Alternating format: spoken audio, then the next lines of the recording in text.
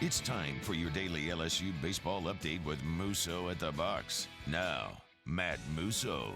And welcome in to another edition of Musso at the box. Well, folks, they got him one. LSU wins the series on the road at Missouri, 12-1 Friday night behind a career performance from Gage Jump and a dominant outing from your offense run rule fashion. You dovetail that into what was a bitterly disappointing outing on Saturday behind Luke Holman. You fall behind 7-1, ultimately get it to 8-4 before falling 8-7 after your ninth inning rally comes up short.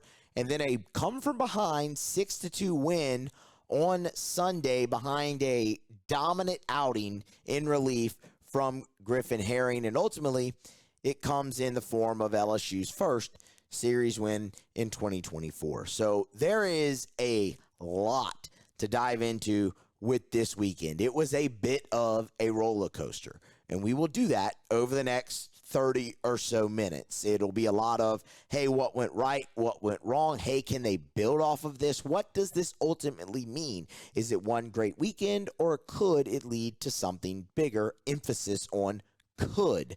So I invite you all to join along with me, and I'm glad to have you here. Smash the like button if you have not already. Get subscribed to the YouTube channel if you have not already, or on your favorite podcast app, and let's dive right into it. So I think it was very fair a couple different times to look at this and say, man, if not now, when? The first time it was fair to do that was going into this series. You had lost 5 straight. You'd been close in a lot of them. I mean, we can go through all the scenarios, whether it's game 2 against Florida, game 2 against Arkansas, game 2 against Vandy, game 2 against Tennessee, a lot of game 2s. We could go through so many where you're right there and you couldn't get over the hump. And now you face a Missouri team that's not great. That was expected to finish last in the SEC East and in the bottom of the SEC as a whole. And you can look at this on the road or not and say, if not now, when? And especially after you go out there on Friday and you are as dominant as you were, and then you lay the egg on Saturday, because that's what you did. You laid an egg. You look at Sunday and go, man, if not now, when? And you credit LSU because they said now.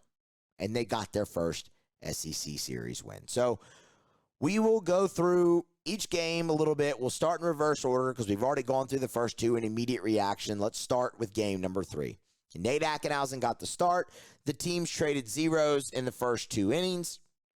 And you get to the bottom half of the third. LSU in the top half, you had a 2-out single by Milazzo, a 2-out walk for Kling. You couldn't get anything out of it. You stranded 2 runners, and then you get to the bottom half. After a pop-out, you had 2 runners reach base via single, and then you have a ball get through Alex Milazzo at the plate that should have been blocked up. It wasn't, and you have runners at second and third. And right now, I want to say this, and you can fight me on it if you want. I don't care. Catcher has been a weak spot for LSU regardless of who's been back there. And it's been in this instance where you've allowed balls to get past you to the backstop and allowed runners to advance. And that's where it's cost you runs. We can talk about who's the better receiver. We can talk about any of that. When it comes down to catcher in a straight defensive standpoint, it has been a weakness for LSU, regardless if it's Milazzo, Neal, or Travinsky back there. They have to get better in that spot.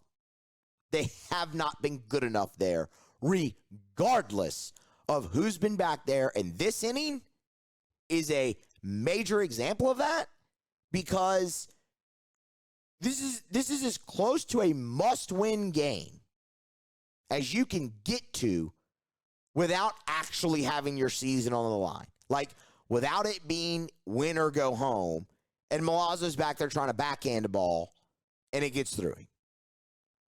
I'm not trying to crush Milazzo. He's had a very, very good career at LSU. Don't misunderstand me. It's been a weak spot regardless who's been back there, and they have to get better. They just have to get better. So you allow those 2 runners to advance on that play. And then you have a tough hop on Milam who tries to backhand a ball up the middle, slow roller, takes a hop on him as he goes to backhand the short hop, and it gets through and you allow 2 runs in. That's a really unfortunate scenario for your pitcher, Nate Ackenhausen, who's on the mound, but it's where you are. Now, the key moment in all of this is the bottom of the 4th, because LSU went quickly in the top half. 3 up, 3 down. You had a 1-pitch out in there. Like, after things go off the rails with the ball to the backstop, the ball through Milam in the infield, you throw Ackenhausen right back out there, man. And that's a spot that LSU has put their pitchers in plenty this year, and it has not resulted kindly from them. But this is where you credit Ackenhausen. When he's thrown right back out there, he gets the 3 up, 3 down, and gets you right back up to the plate. And it paid dividends, because in the top half of the 5th inning, LSU, after 2 straight strikeouts, is able to garner some 2-out magic. Stephen Milam triples to left field. Alex Milazzo draws a really, really good walk and a really great at-bat, where he's behind in the count 1-2 and works it back full and then gets the walk. And then Paxton Kling. How about Paxton Kling? Much maligned this year, and deservedly so. It hasn't been great. But he comes up with a very good 2-strike double. Behind in the count, 2-strike double, drives in 2 runs. The left fielder dives for it, can't quite get it, and you have 2 runs come in. That ties the ball game, and then immediately, LSU goes to Griffin Herring.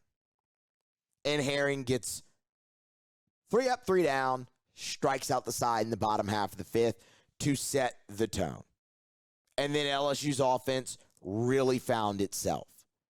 You score single runs the rest of the way in the 6th, 7th, 8th, and 9th to get to your 6-2. Griffin Herring throws up 0 after 0 after 0. 5 shutout innings of relief with 8 strikeouts, 79 pitches, 50 strikes. He was awesome.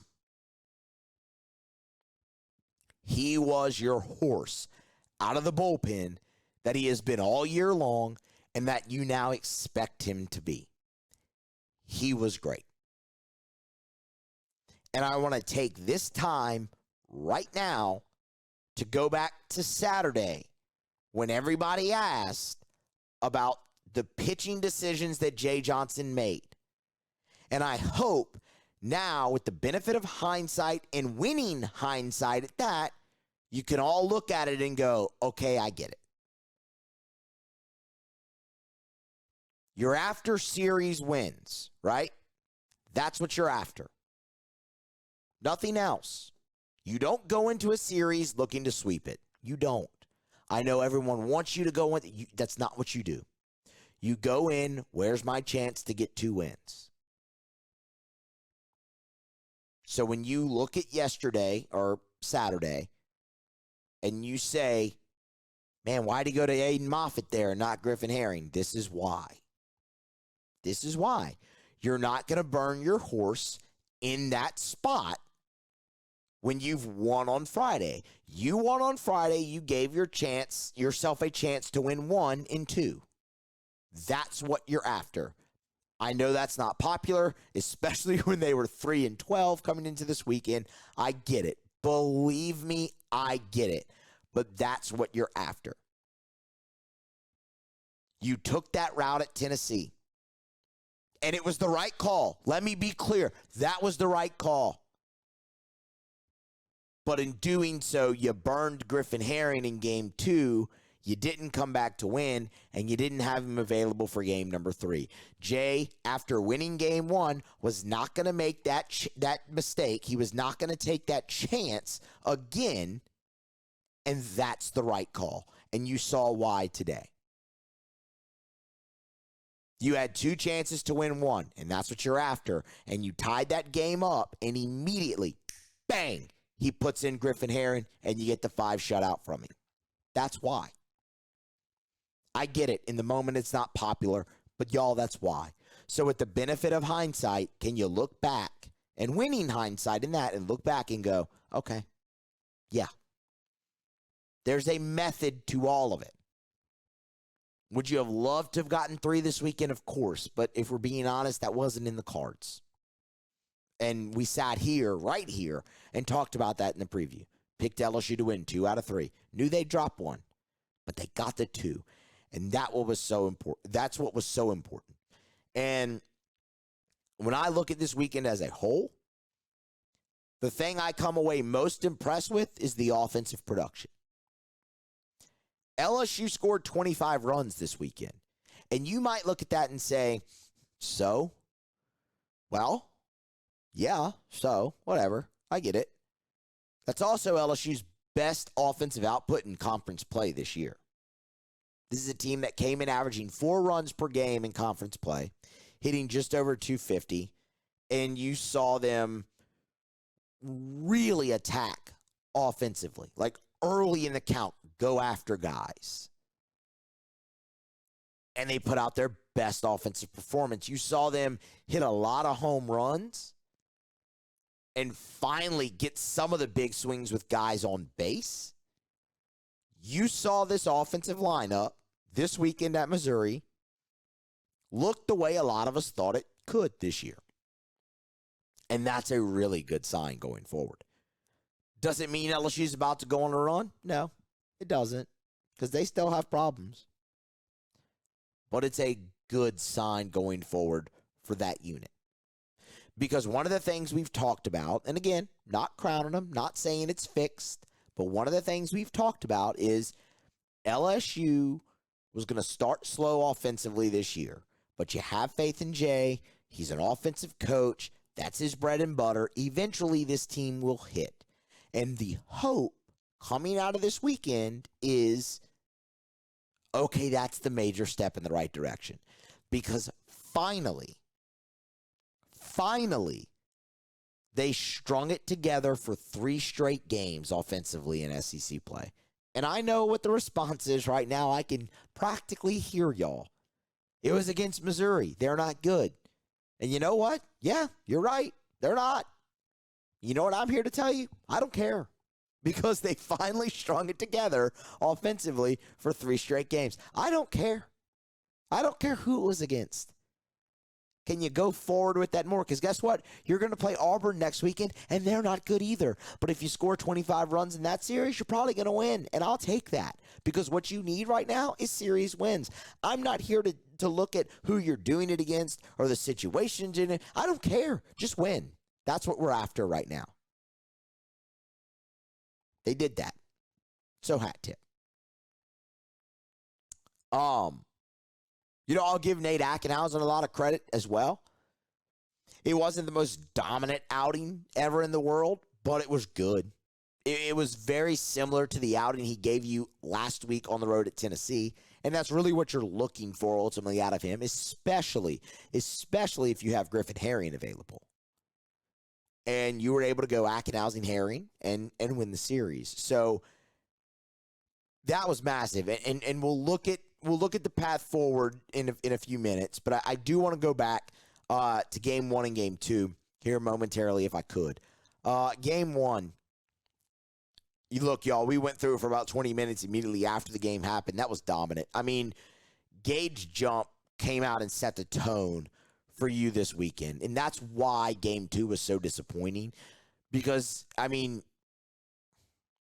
like, you've had moments this year from Luke Holman and Jump where it's been like, okay, wow, I get it. Like, that's why they went and got them. That's what it's supposed to look like. Friday night was one of those moments for Gage Jump. It was literally a career outing for the young man, and he was awesome. The command he had of his curveball was just absolutely incredible, and it made his fastball pump just even more. And he was able to move the fastball up, down, around, in the zone, anywhere he wanted. Like, the thing I look at with Gage Jump on Friday night was command. You hear all the time guys talk about the difference between control and command. And you might say, what is that? Well, it's in its simplest form is control is just being around the zone. Command is putting the pitch exactly where you want it. And that's what Gage Jump was able to do, and specifically with the curveball. And that is what made all the difference for him. He had Missouri hitters guessing all night long, and there's no better example of that. And we talked about it right after the game, but there's no better example of that than in the 3-2 counts that Missouri faced multiple guys throughout their lineup on 3-2 punched out looking on fastball. Like, that's the pitch you're wanting in a full count, and they let it go right past them. That shows you how dialed in he was. He was awesome. And LSU's lineup was great. All 9 starters had a hit. You hit 4 home runs, 2 of them with guys on base. Like, it was a great night. It was exactly what you were looking at. The way I would put Friday night is go back to January when the schedule came out, when we didn't know what any of this season would be, right?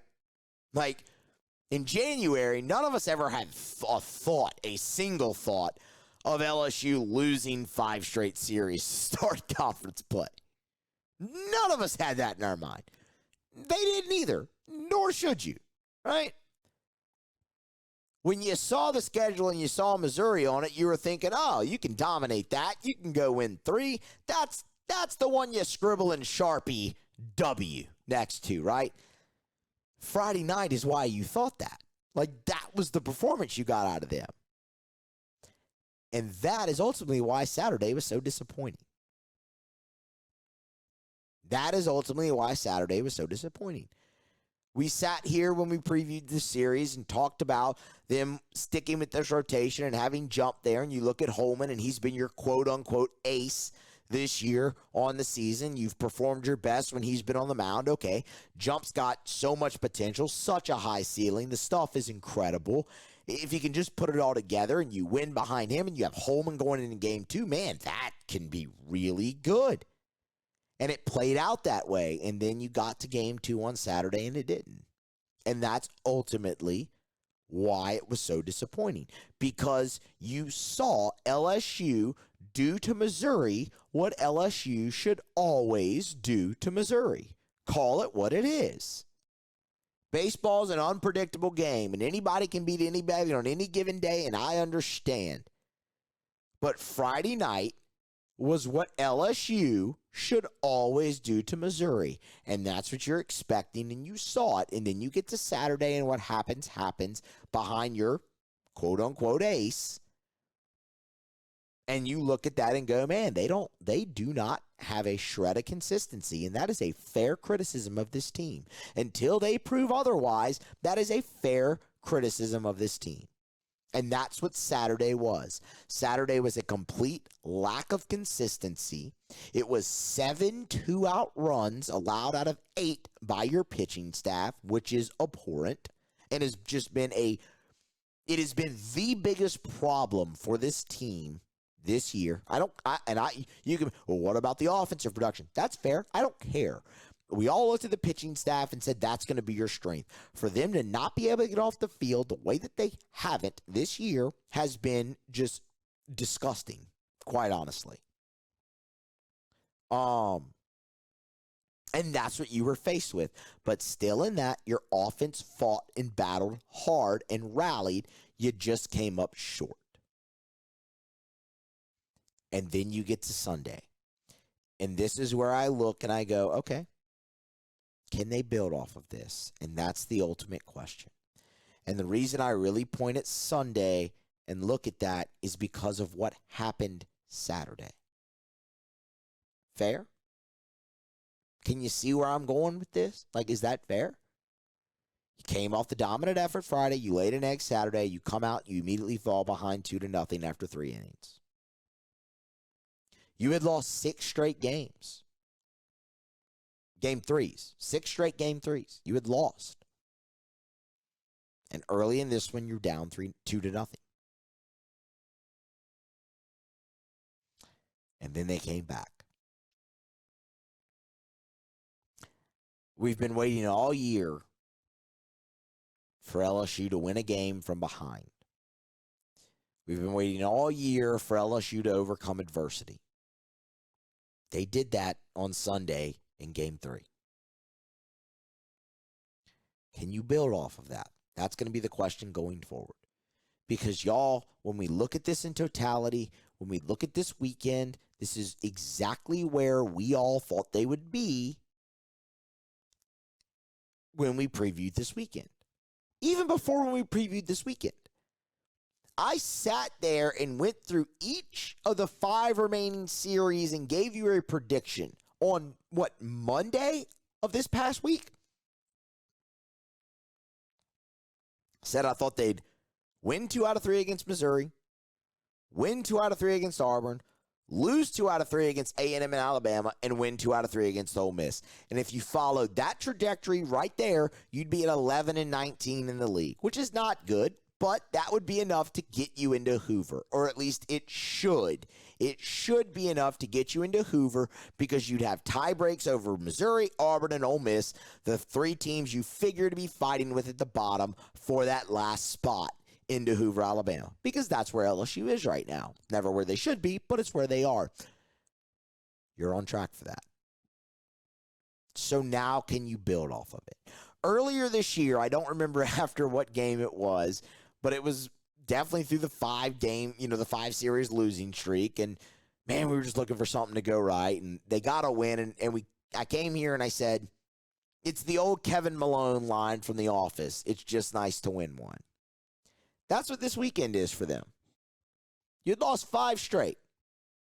It's just nice to win one.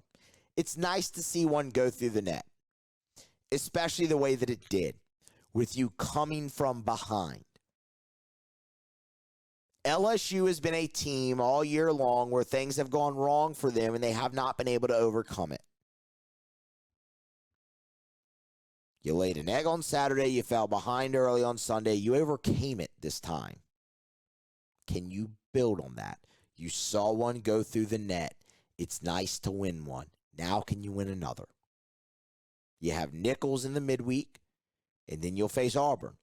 And Auburn is not good. And neither is LSU, but you're better than them.